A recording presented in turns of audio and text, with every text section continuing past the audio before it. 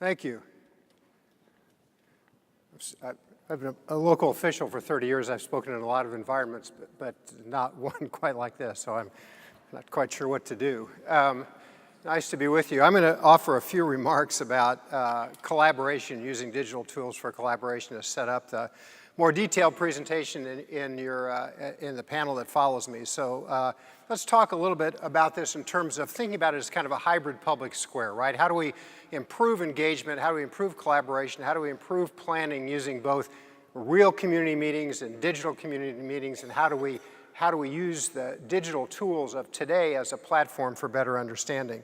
And I want to think about this to begin with in a number of ways. First of all, inherent in the reason you're here and the work you do is that we want to consider citizens' residents as the center of the effort, right? Government is organized by a set of vertical agencies. And each one of those agencies, when it tries to be better, is trying to be better in terms of its vertical, whether it's DEP or parks or sanitation or whatever. But people don't live in the Parks Department. They live at 51st and Park or wherever they might live. And so they live in a horizontal world with city agencies intersecting with them in a vertical world. And the question becomes, how do you put the citizens at the center? How are the things we develop user-centered? How do residents have omni-channel choices of how they do business with the city? 311 platforms, feedback loops, and the increasing use of augmented reality to inform those discussions. Let me talk about each of those briefly. Let's skip this slide because it's got too much data on it. So the first point, and this is obvious, but let me just make a few of these points as well. I was here as deputy mayor at the earlier days of the open data movement. And back then, open data meant put some of your data up. We don't really care how usable it is, just get it up and check mark, and then go on to the next activity, right? Today, open data means how do we open up data for use? And so open data that's not well visualized, open data that's not organized geographically, open data that's not available in a thematic way is not really open data at all. So as we have this conversation about collaboration, the nature of open data itself is important. And this is just, I was mayor of Indianapolis before I was deputy mayor of New York, so I have a lot more anecdotes about Indianapolis. And so this was not under me, but this is a recent change. And basically what this says is if we think about user-centered design, it's really not an issue of just how pretty the website is.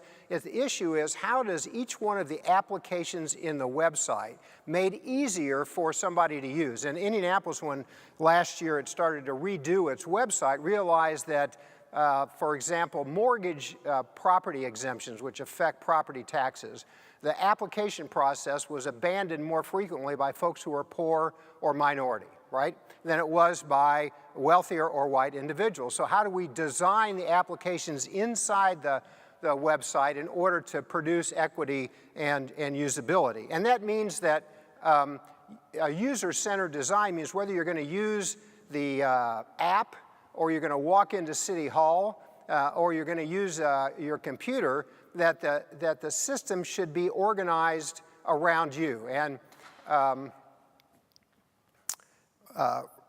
restaurant licensing indirectly kind of reported to me when I was deputy mayor, and I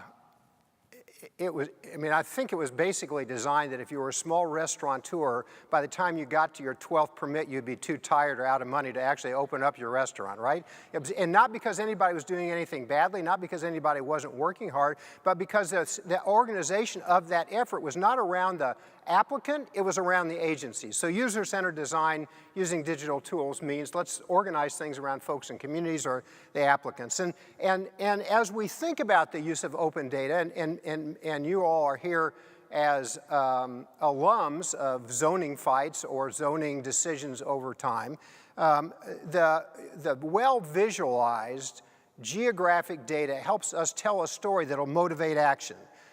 This is just an example in San Francisco in the Bay Area, one of the area's most pronounced geographies in terms of inequity, right, in income. And as you tell that story with color of dots, as you can drill into each one of those neighborhoods and see what's going on in those neighborhoods, you can motivate action with the stories from the open data. So open data, well visualized, that tells a story, can create a narrative which can prompt action, right, in ways that we've never had before. So that's one exciting way to think about it. And this is from Los Angeles. It organized all its open data geographically.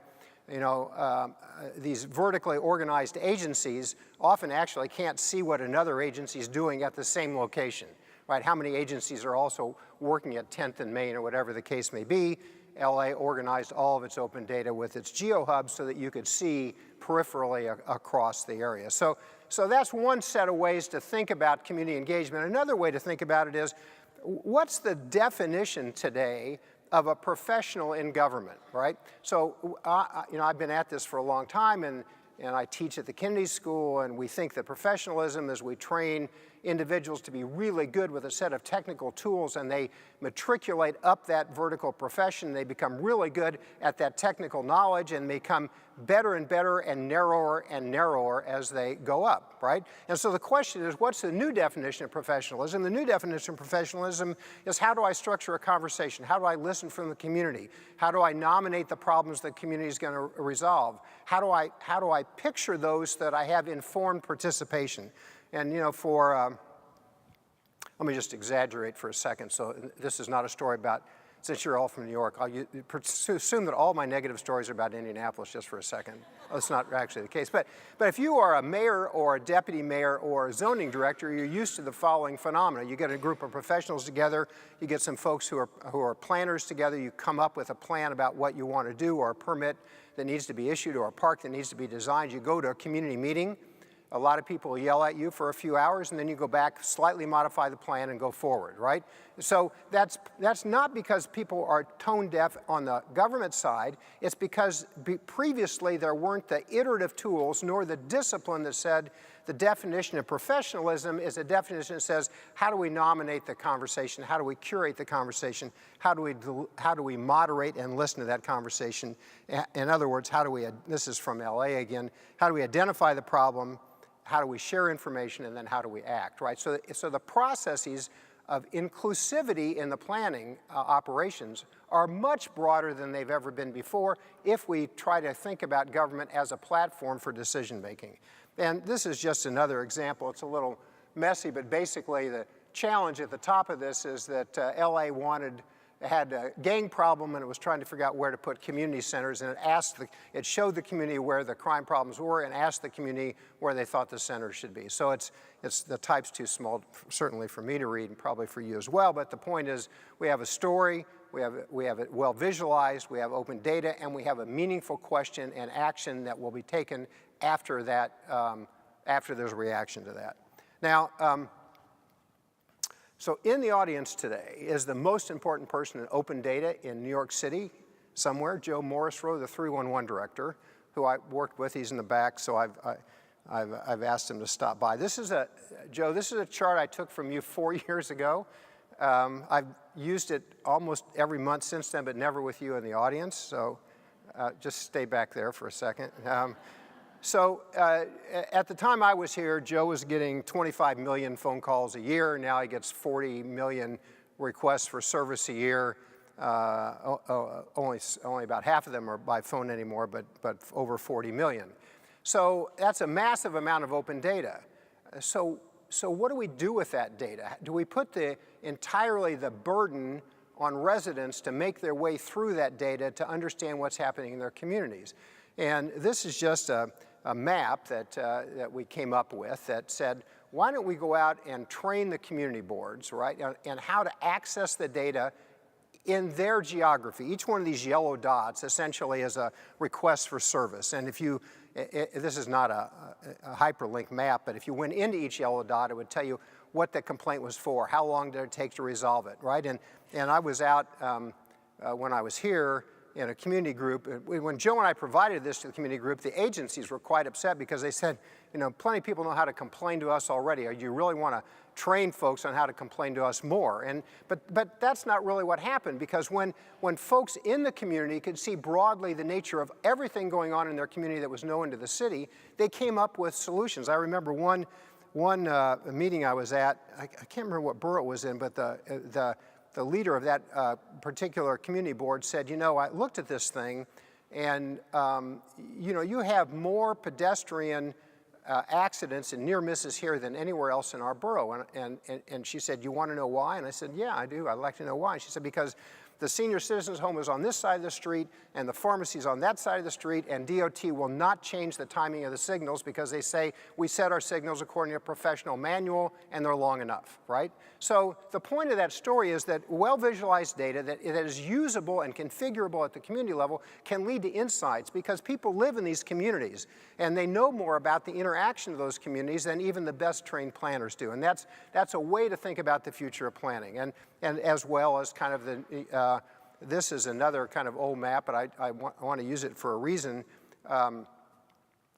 Water overflows in the New York City area into the water bodies are a serious problem, right? And so part as a result of EPA pressure and part as a result of planning, the question became, you know, how do we avoid water runoff in heavy storms so that more of it goes into the ground instead of into the sewers? And so the immediate reaction from the really smart folks at DEP, and I don't say that with any sense of sarcasm because it's a terrific organization, was, well, we're going to figure out where those areas are, and we're going to tell communities where we need to build swales or tree boxes or whatever the case may be. Now somebody else said, well, why don't we tell the communities what we've identified as the particularly wet areas where we're going to need help, and ask the communities what ideas they have. Where do they think there could be parks? Where could there be a little pond? Where could there be the swales? And this is just it's an older example, but I think it's an example of how we need to plan today. We need to have a structured conversation. We need to ask the community. So let me go back to this is an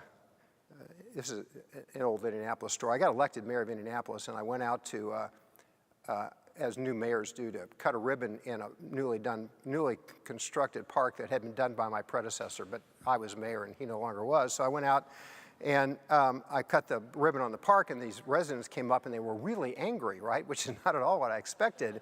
And I said, kind of, what's the problem? We just opened this new park. And I remember what they said. They said, well, the basketball court is on the wrong side of the park. It's on the side of the park where senior citizens apartments are, and it should have been the other side of the park, because now the noise is too great for people to sleep, and you design the park totally backwards.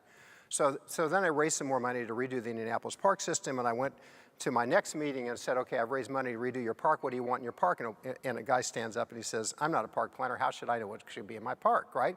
So then I learned from that this, right, which is that we as professionals inside government should nominate the problem broadly, ask folks for their interventions and their suggestions, and then iterate the planning process. And so this is one way to think about it as well. And as we move out in the discussion, there's obviously this issue that digital tools could aggravate inequity if they're not broadly utilized.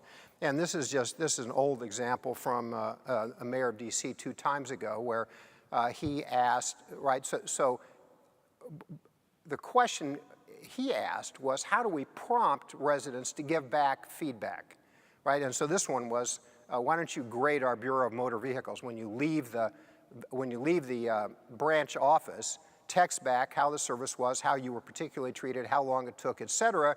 Then he collected that information, made that part of his performance scorecard, and managed his monthly cabinet meetings like that. So I use these as an example to say we also can overcome the inequities by intentionally reaching out and asking questions. And those questions don't have to be answered necessarily with a fancy app. They can be answered with a text or an SMS message of some sort as well. And then, as you all know, and I think this is going to be very dramatically utilized over the next several years, is the augmented reality tools make those conversations so much better. This is just an example from Philadelphia of how high should that building be that you saw rotated behind me.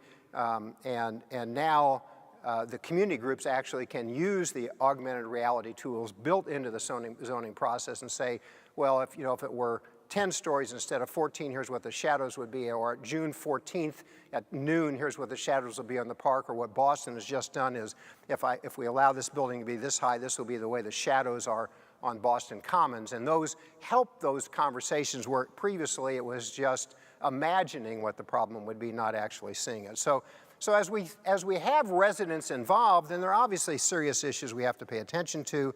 Anonymity, who owns the data. We need to have regular audits by the government of who is getting that information.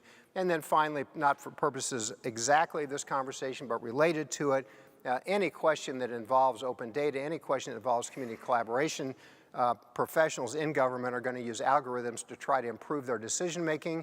Those algorithms can either aggravate equity issues or they can mitigate equity issues depending on how we think about putting them forward. So the challenges as we go forward, it seems to me, one are this definition of professionalism we talked about. The second is how to involve underserved communities.